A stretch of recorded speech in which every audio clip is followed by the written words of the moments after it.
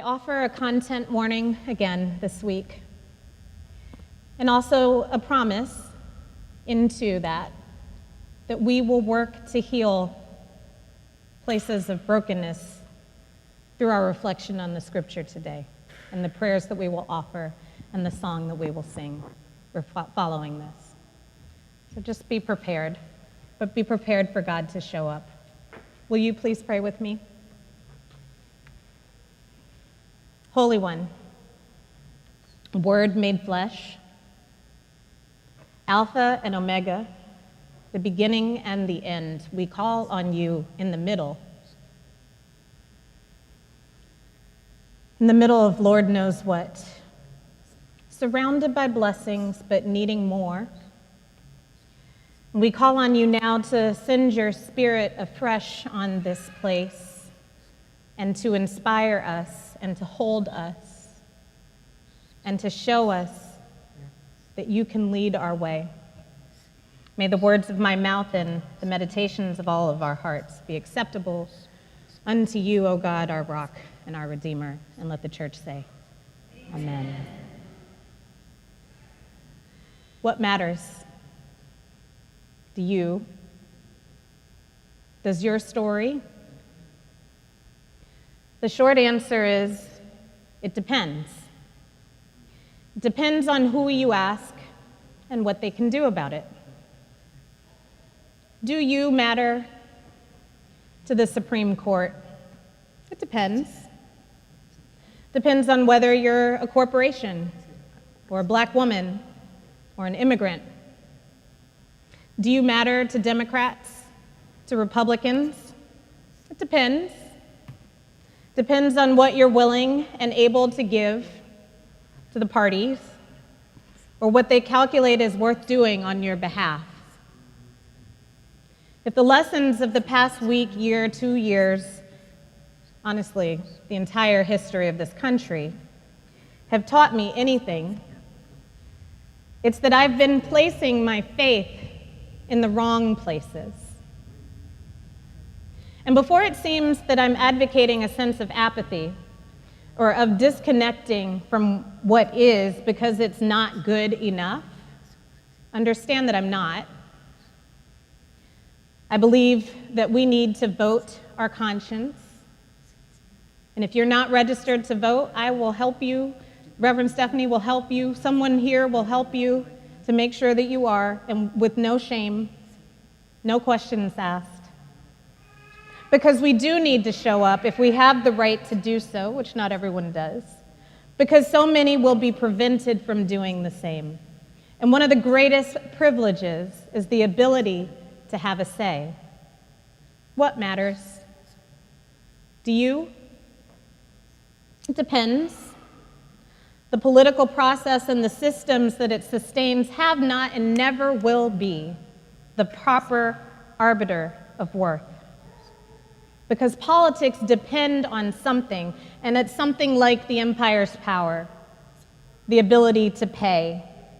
And your ability to pay on the highest level should never be the measure of your worth. Even though that's how everything that surrounds you is structured.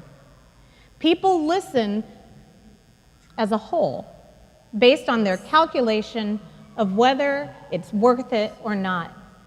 And as we place our hopes in Congress, the Senate, the courts, I just have to say what breaks my heart to acknowledge. None of this is where we should be placing our faith. Folks, including me out here, are in despair because we're counting on institutions never intended to give a flying care about us, are showing their true colors. Whatever long arc moral justice is on, it is and always has been at least somewhat out of our reach. And this is what I want to say to you on today. Whatever it is that you might be awakening to in the light of this day, it was there before. And whatever you think we might be descending into because of what you see happening around you, for as long as you've been alive, and even before it, that force has been at play. The Bible says there's nothing new under the sun. And there is none of this that's brand new. But it does matter. And so do you. This week, I had to change things up. We were planning a service based on a gospel text about children, but I asked everyone to move things around, and especially to Reverend Jeanette and to Paul for the ways that they were willing to do this. Because my spirit told me to tell them about Job. Tell them why his story matters. Tell them about how he was completely blameless and upright. Tell them about how much God adored him and how God knew his name. Tell them about how even though God loved him so much, even though Job had done everything right, his life could take so many wrong turns. Tell them. Because too much of the dominant narrative would have us to think that we get what we deserve, or that the person you see suffering is facing hardship because it's their fault. Sometimes it is. And there are consequences to actions. Like if I go home and eat a dozen cupcakes, I'm going to get sick. If I look in my pocket and I spend everything that I have, there will be nothing left in my pocket. For every action, there's a reaction, and to the extent that we can control what we do, we want to calculate the degree to which we're prepared to receive the consequences of our actions. If I don't want an empty pocket, maybe I shouldn't spend everything, and if I don't want an achy stomach, maybe I shouldn't eat a dozen cupcakes. Unfortunately, culturally, we tend to have a hard time just knowing how far to go with this. Culture claims that the appropriate reaction of having too many cupcakes is losing access to a doctor. Culture claims that the appropriate reaction to miscalculating our finances, if that's even at play, is homelessness. At some point, it almost feels like we're saying, if you don't want the very worst, don't be you.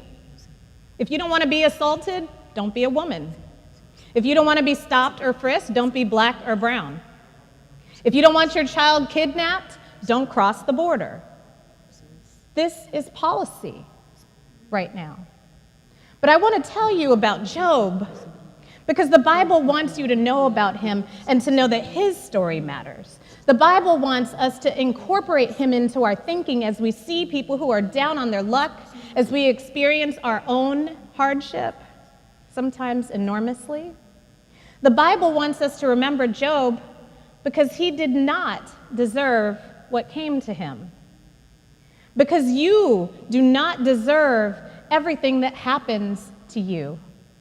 Because the people you care about do not deserve to know the harm that they have known.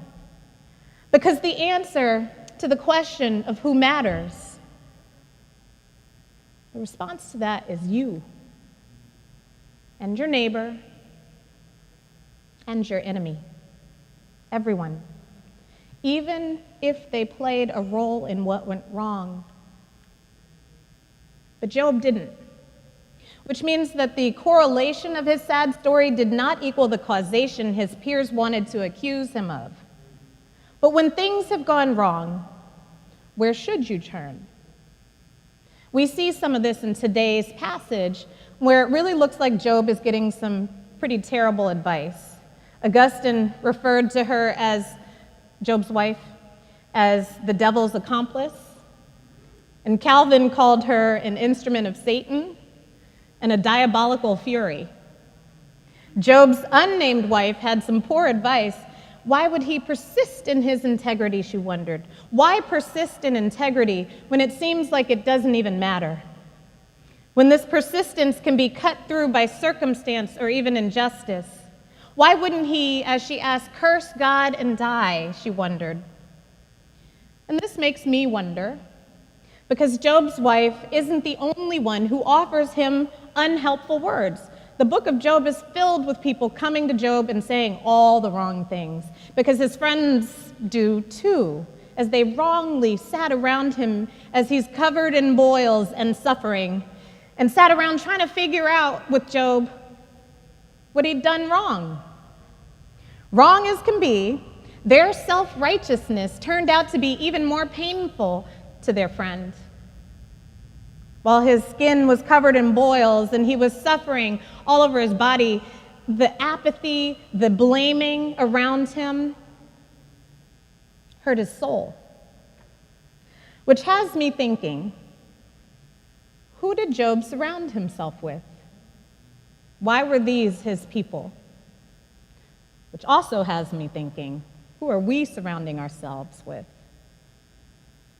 And should they be our people? Now, some of us actually do get this very well. And some of us have figured out through hard-taught lessons we wish we hadn't had to learn.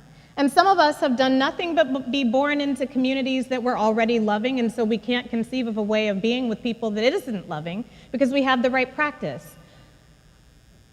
But a lot of us don't come from that place. And we continue to find ourselves with people who just kind of suck the energy from our lives. And when that happens nationally and personally, it can really feel overwhelming. Now, I'm not willing to consign Job's wife to the realms of Satan. We don't even know her name. She might have just made that one mistake and done much better later. But still, one of the points of the book of Job is that we don't see him in conversation with people who are in a position to support him, which makes me ask this of us. Are we? Are you? Do you have people around you who on the whole can summon the right thing to say when you need it? Do you have people around you who are spiritual peers, who instead of encouraging you to curse God, can help you to call upon God in prayer, to lean in on God's understanding, grace, and care? Are those your contemporaries? Or are you in constant conversation with people who just feed you with negativity, pushing you into the vortex of defeatist thinking? Are your people taking you higher or pushing you down? Because you might look around today and feel that you've been defeated, that your truth is insignificant or insufficient for the structures that purport to support you. Every one of us has a different answer about who surrounds you, but if you find yourself or someone you care about is consistently stuck in the quicksand of relationships that hurl you down, what we're going to learn from Job is that we won't blame people for the calamity of their lives, but we'll also learn that even in the face of calamity, we can emerge from it. Job was wrongfully blamed for everything terrible around him, and he was surrounded by the very wrong kind of energy until he realized that there was a different force at play in his life, the one that knew his name and called him into being, the one who gave Job breath and spoke his story. That one paid attention to it all and in the end gave it all to. Listen, this has been a week. This is a week when you might feel defeated. A week in which it could seem that you don't matter and nobody is willing to hear your story. A week in which you might feel that, but all of that is a lie.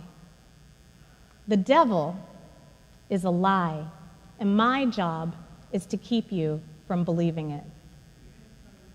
Your story is real. You matter, maybe not to the earthly powers that be, but to God, who is the author and redeemer of our lives. Yes, to God, you matter. Your story matters, and your truth is written in the record of heaven. The system of justice in America is so rotten, so rooted in the supremacy of some people by virtue of their birth, so connected to arbitrary and untrue visions of virtue that we can be driven to ultimate despair if we believe in that. But the ancestors, the very ones who were subject to that same injustice before us, the ones who were human but regarded as chattel, the ones whose bodies were chucked off slave ships and treated like litter, whose lives were treated as vessels for the release of sexual frustration, those ancestors are with us, and they lived through it too. And they're here, and they see it too. There's strength in that because they see it with God. I stand before you remembering, and I remember with the ancestors and with God, remembering my truth and yours as I know it, remembering Dred Scott and Plessy versus Ferguson and Anita Hill. Also, I stand before you remembering my ancestors, as did yours, had stories of survival through it all. Not all of them. But the people I call mom and dad, grandma and granddad, great parents I never met but wonder about, they survived a court like this, with a government like this, in a time that the most powerful and the most uncaring amongst them want us actually to go back to. And all of this matters, especially to God. It may seem like you're not seen. It may appear that your life and your story don't matter, but to God they do, and Job thought the same at first. He thought God wasn't seeing what was happening to him, but God did know, and God did care, and God did offer redemption. Redemption. Now in America, we need to unpack this word. And I just learned yesterday in this very damning article in the Atlantic that is worth reading. But I learned that the period just following Reconstruction, the time in which the country attempted to give restitution to people who were brought here, Africans brought enslaved. The time that came and ended Reconstruction is called redemption. Ironically, holy Jesus. When the language of faith is co-opted like that, for acts of evil, a lot is at stake.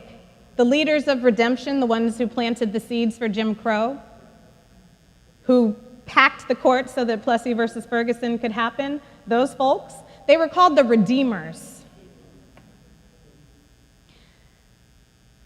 When they co-opt faith like that, our faith is at stake if we fall for it.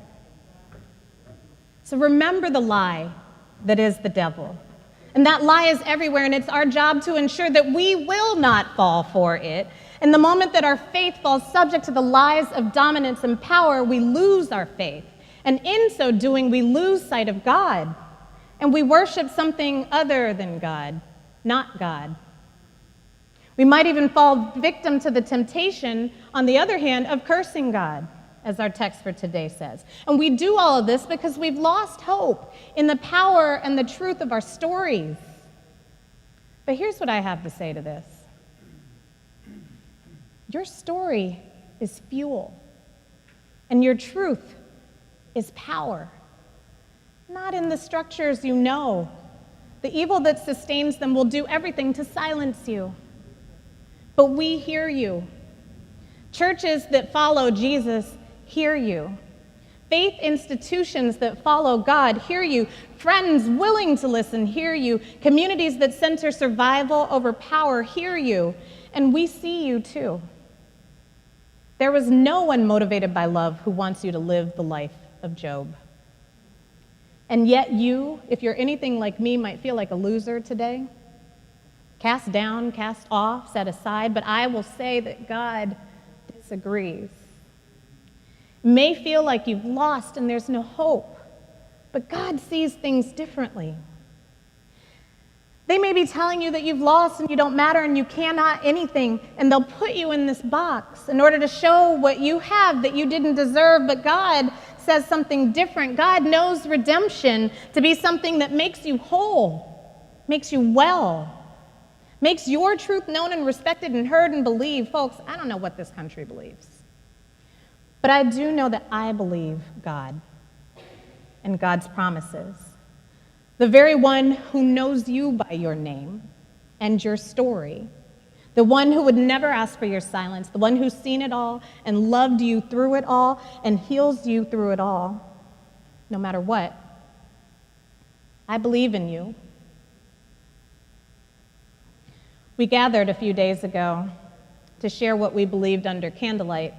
And here's what we said that bears repeating today in such a time as this. We believe sexual assault is a nonpartisan issue. We believe sexual assault is a criminal act.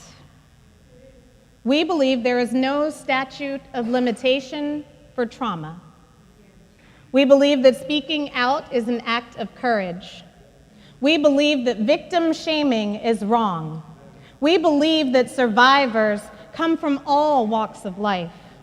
We believe assailants come from all walks of life. And those are the words of a woman whose work prevents her from sharing her authorship, but I acknowledge her here. And to this, with my gratitude, I add my words. I believe the truth your body tells. I believe what you are too afraid or ashamed to share. I believe that you deserve to be made whole. I believe that God intends you to be well. I believe that God's touch was never meant to authorize non-consensual touch. I believe that you deserve to give and receive loving touch that does no harm. I believe that your story matters. I believe in you and your truth, even if it might even seem like nobody else does. But if this moment does anything, know this: there is a community around you, a community of us here in this room, but also all over this world, who are here for you and your story and who believe you matter. We don't require your silence. In the words of Milk, I can't keep quiet. No. And in the spaces where there has been submission or complicity even, we are making a sound. And that sound may start as a whisper. And that whisper may be yours. But as we join our whispers together and we know our voices to be worth hearing, as we will not allow the co-opting of our stories in order to blame victimhood, as we do all of this, God speaks. As we speak our truths, God speaks the truth of love, of justice, and then the lies get filtered out. All the while, here's what church must say. We believe in your survival. We believe in your truth. We will listen and we will act, and God will see and remember, because there is a reckoning afoot and underway. Until then, God bless us all. May we live into the path of Jesus and leave the rest behind. Let the church say,